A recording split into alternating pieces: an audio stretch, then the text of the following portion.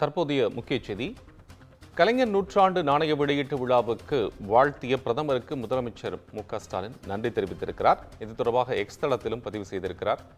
கூடுதல் விவரங்களுக்காக தலைமை செய்தியாளர் சிவா இணைப்பில். விவரம் சொல்லுங்க சிவா.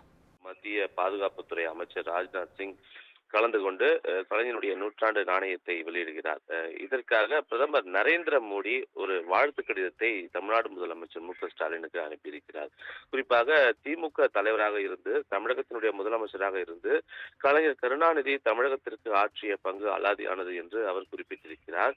அதோடு மட்டுமல்லாமல் அவர் ஒரு இந்திய அரசியலில் மிக முக்கிய பங்காற்றியவர் என்றும் தமிழுக்காக மிகவும் பாடுபட்டவர் என்றும் தமிழகத்தினுடைய வளர்ச்சிக்காக பல்வேறு பணிகளை ஆற்றியவர் என்றும் மக்கள் அவரை பலமுறை தேர்ந்தெடுத்திருக்கக்கூடிய மிகப்பெரிய ஒரு அரசியல் தலைவராக அவர் இருக்கிறார் என்ற ஒரு புகழாரத்தை அவர் சூட்டியிருக்கிறார். அது மட்டுமல்லாமல் இந்த நேரத்தில் அவருடைய நூற்றாண்டு நாணயம் வெளியிடுவது மிகவும் ஒரு மகிழ்ச்சியான விஷயம் என்றும் இதற்கு தமிழ்நாடு முதலமைச்சராக இருக்கக்கூடிய மு.க.ஸ்டாலின் அவர்களுக்கு தன்னுடைய வாழ்த்துக்கள் என்று அவர் தன்னுடைய கடிதத்தின் மூலமாக பிரதமர் நரேந்திர மோடி குறிப்பிட்டிருந்தார்.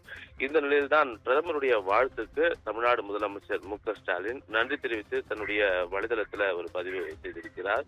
குறிப்பாக பிரதமர் நரேந்திர மோடி கலைஞர் நூற்றாண்டு நாணயம் வெளியிடுவதற்கு முழுமையான ஒத்துழைப்பு வழங்கியமைக்கு தன்னுடைய மனமார்ந்த நன்றி என்று முதலமைச்சர் மு.க.ஸ்டாலின் இந்த பதிவில் குறிப்பிட்டிருக்கிறார். தொடர்ந்து அவருடைய வாழ்த்துக்கும் தன்னுடைய நன்றி என்று முதலமைச்சர் குறிப்பிட்டிருக்கின்றார். கோபால்,